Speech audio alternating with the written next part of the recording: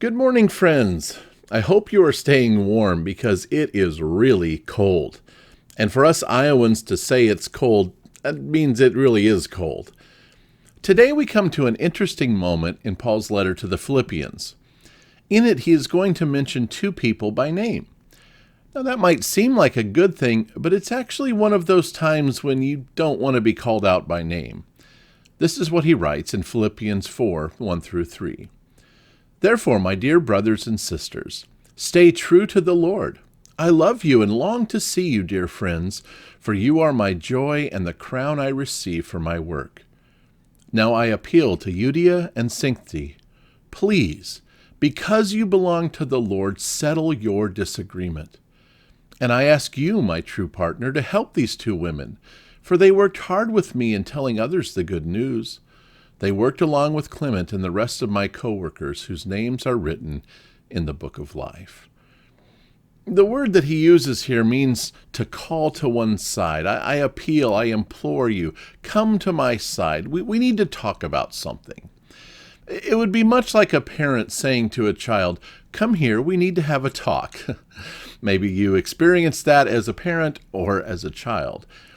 I know for me, I remember that if my mom would say, Darren, we need to have a talk, my question for her was always, is it a good talk or a bad talk? Well, in this case, it's what you might call a bad talk. But first, let's consider what we know about the women mentioned here.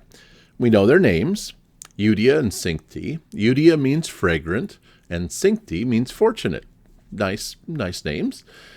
We also know they had a disagreement, one that was obvious to everyone in the church, and it was significant enough that Paul had to mention it and call them out in front of the church in this public letter. But we also know that these women had worked alongside Paul. They'd worked along sharing the gospel with him. They might have been part of that prayer group that Paul first found when he came to Philippi, which resulted in the forming of this church. And we have no doubt that they were believers. I mean, he makes that very clear. So why was Paul so strongly appealing to these two women to reconcile their dispute? Well, it's because they belong to the Lord, and it was for the sake of the gospel.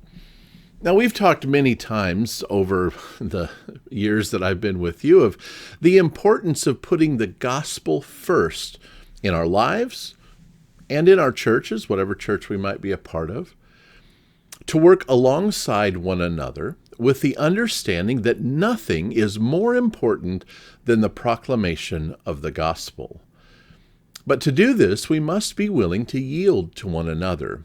That means we won't always get our way, and we'll need to forgive when we've been wronged. One commentary on Philippians points out that Paul repeated this call to each of the women. He said, I implore Euodia and I implore Syntyche. He used the same word twice, and he was showing that this wasn't just about one. This was about both of them. Both of them coming to recognize that their behavior was inappropriate for a follower of Christ, and they needed to extend forgiveness and to show love to one another.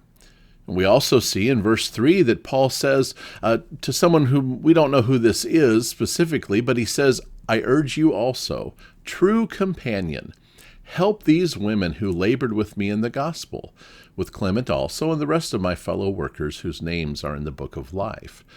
And so here Paul encourages another member of the church to assist in bringing about reconciliation between these two women. And as I said, we don't know who this person is, but it's somebody that Paul trusts to ask them to work with these women to bring about forgiveness and to bring peace. And the fact is, sometimes fellow believers are used by the Lord to help us when we are in error. Galatians 6:1 puts it this way, brothers, if someone is caught in a sin, you who are spiritual should restore him gently, but watch yourself, or you also may be tempted. These two women had worked hard and faithfully, but something had come between them, and it needed to be made right so that they could continue to work together for the Lord. There was no reason that these two women couldn't forgive each other, or to recognize that the work of the gospel was more important than any disagreement they might have. And friends, that is something we all need to remember there is no disagreement that is more important than the work of the gospel. And this is my admonition to you. Let us work hard and work faithfully for the gospel, and don't let personal disagreements hinder such work. We've all heard stories of churches that have separated because they couldn't agree on the carpet or the paint or something silly like that. This obviously rose to a level beyond that, I think. We don't actually know what their dispute was over. But what we do know is that Paul was disturbed by it, so much so that he called him out in front of the church and said, you two need to get this right because you're impacting the work of the gospel. And instead of negatively impacting it, let's work together. Let's work together for the furtherance of the kingdom of the Lord. And you know, friends, for those who are believers, we have experienced the grace of God. And we ought to be the first and the quickest to extend grace to others, to forgive quickly, and to love deeply. So friends, let us do that. Let's not let personal disagreements come between us and a fellow believer, and instead let us work together for the sake of the gospel. I look forward to sharing with you again next Tuesday. Lord willing, it will not be minus whatever it is outside right now. Lord willing, we might have a better weather day. So until then, stay warm, stay safe, and want you to know that we love you and we miss being with you.